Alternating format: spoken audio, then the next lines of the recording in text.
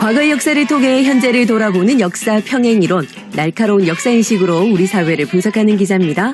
한국일보의 김광원 기자 연결해서 얘기 나누겠습니다. 기자님 안녕하십니까? 안녕하십니까? 네. 자, 며칠 전에 방탄소년단의 피땀 눈물 이 뮤직비디오가 조회수 7억 뷰를 돌파했는데 7억 뷰를 넘은 방탄소년단의 뮤직비디오가 모두 7편이 됐다고 하죠. 대단한 기록이 아닐 수가 없습니다. 그런데 오늘은 방탄소년단과 관련해서 재밌는 질문을 하나 들고 오셨네요. 징기스칸과 BTS의 공통점. 도대체 뭘까요? 노래로 세계를 정복했습니다. 기록에 의하면 몽골 병사들이 한국인들처럼 노래를 즐겼다고 전하거든요. 네. 주제는 고향, 연인, 전투 등이 있는데 법이나 규칙에 관한 노래도 불렀습니다. 징기스칸이 새로운 명령이나 규칙을 노래로 만들어서 하달했다고 합니다. 보통 군가라고 하면 군사들의 용기를 북돋아주기 위해서 또 사기 진작을 위해서 이제 만든 노래인데 명령이나 규칙을 노래로 만들었다는 게 신선합니다. 왜 그렇게 했을까요? 세계 최강의 부대에서 아무 이유 없이 그렇게 하진 않았을 것 같거든요. 어떻습니까? 예, 글자를 몰라서 그랬습니다.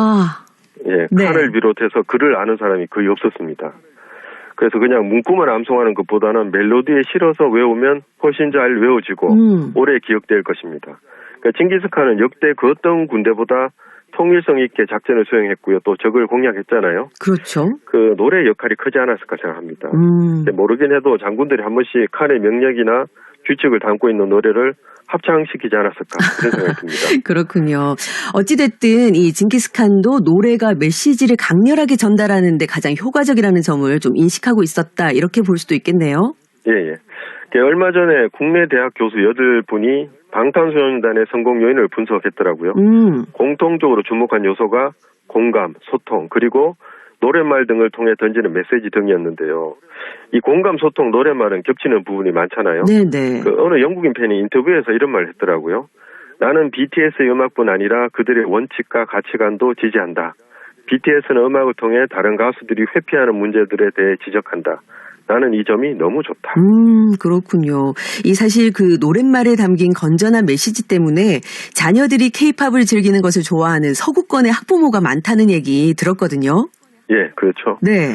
이 소통이라는 측면에서 이야기하면 음악이든 드라마든 영화든 메시지를 전달하잖아요. 그렇죠. 근데 다른 장르와 음악의 차이점은 반복성입니다. 드라마를 두세 번 볼 수는 있지만 노래만 반복해서 보는 사람은 거의 없습니다. 네네. 또 부모님이 하시는 훈계나 격려도 내용이 좋잖아요. 그래도 반복되면 잔소리가 됩니다. 그렇죠. 근데 노래가 전하는 메시지는 반복되어도 그렇게 지루하지가 않습니다. 그래서 저는 음악이 가진 영향력의 비밀이 여기에 있다 이렇게 생각합니다. 그렇게 생각해 볼 수도 있겠네요. 그런데요, 이런 노래가 가진 어떤 특별한 소통의 힘과 관련돼서 역사 얘기 있을까요? 조선 후기에 나타난 직업 중에 얘기 장사가 있습니다. 스토리. 책 읽어주는 사람. 예. 정기수라고 했고요. 그렇군요. 근데 이분들은 그저 문장을 소리내어 읽는 데서 그치지 않았고 듣는 사람들이 내용에 푹 빠질 수 있도록 목소리에 풍부한 감정을 이렇게 실어서 읽었거든요.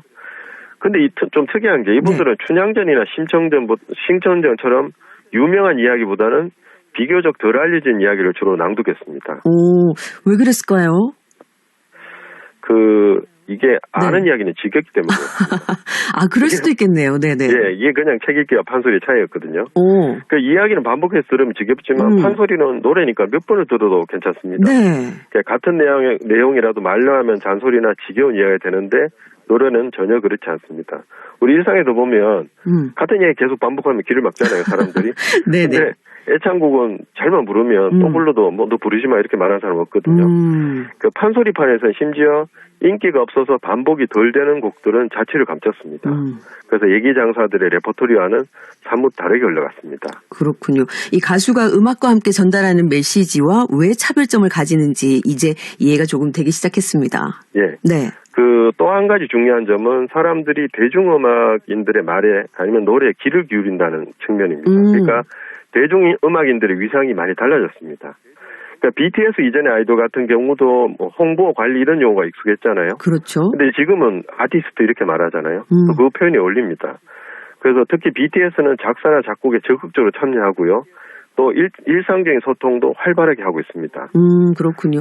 이 바로 그런 면에서 또 진정성도 느낄 수가 있고 공감을 하는 그런 능력이 극대화되는 게 아닌가 싶기도 합니다.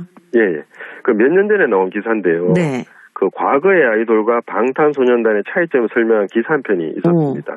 기사를 제가 읽어보니까 네. 과거 아이돌은 풀 메이크업에 노래 안무로 완벽하게 구사하는 모습만 보여주려고 했는데 방탄소년단은 물론 무대에서는 완성도를 기하지만 온라인에서는 소탈한 일상과 정제되지 않는 친근한 말투로 다가갔다 이렇게 분석을 했더라고요. 아이돌들이 관리받는 대상에서 독립적인 아티스트로 위상이 높아진 사례가 BTS 아닐까 이런 생각합니다. 더 과거로 올라가면 한때 연예인이라고 하면 딴따라라 그랬잖아요. 네네. 그 말을 쉽게 썼고요. 그리고 연예인들이 하는 말이나 연예 관련 소식은 정말 순전히 100% 가십거리다. 그냥 그렇게 생각했습니다. 생각해보니까 지금의 위상이나 뭐 사회적 영향력과는 비교를 할 수 없을 정도로 그랬던 것 같은데 특히 방탄소년단의 유엔연설 정말 상징적이고 인상적이었지 않습니까? 그렇죠. 저도 몇 번을 보면서 감동받았습니다. 그러니까요. 예, 또 영화 관련된 옛날 이야기 하나 있는데요. 네. 1949년에 작곡하신 판소리 명창 중에 이동백 선생이 있거든요. 이분이 한 번은 젊은 명창들한테 경고를 합니다. 네. 젊은 명창들이 자꾸 기생들한테 소리를 가르치니까 이렇게 꾸짖습니다. 이놈들 여자도 소리 가르쳐 놓고 나중에 너희들 앞잡아놓는다 이런 말을 했거든요.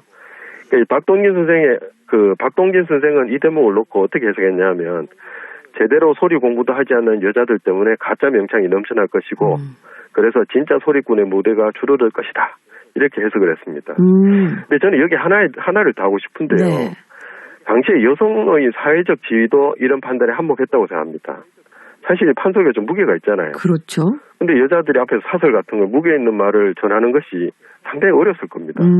그래서 이게 판소리판을 위축시키지 않았을까 생각하거든요. 네. 저번에 말씀드렸지만 명창 중에도 이제 적격가를 부르는 소리꾼한테는 양반들도 천민인데도 말을 함부로 못 놨거든요. 근데 여자들한테 분명히 그렇게 하지 않았을 거라는 생각이 좀 듭니다. 그러니까 아무튼 이 세월이 흐르고 사회가 발전하면서 계층이나 직업 그리고 성별에 따른 차별이 많이 없어졌잖아요. 네네. 그러니까 BTS가 잘한 부분도 있지만 이런 사회적 발전도 이 그룹을 성공시키는데 중요한 요인으로 작용한 게 아닐까 그렇게 생각합니다. 이 음악적인 부분뿐만이 아니라 이 사회적인 분위기까지 다 어우러져서 지금의 K-팝이 탄생한 것 같다 이런 말씀을 해주신 것 같습니다. 이 네. 대한민국이라는 토양이 이런 성취를 좀 가능하게 했다는 얘기가 되는 셈인데요. 대중음악에 종사하시는 분들뿐만 아니라 또 하루하루 열심히 각자의 자리에서 열심히 살아가면서 또 역사와 사회의 발전에 기여한 평범한 우리 시민들도 모두 함께 그 공로자라는 생각도 듭니다. 어떻습니까? 예, 100번 옳은 말씀입니다. 네, 오늘 말씀은 여기까지 듣겠습니다. 오늘도 흥미로운 얘기 고맙습니다. 예, 감사합니다. 지금까지 역사평행이론 한국일보의 김광원 기자와 함께했습니다.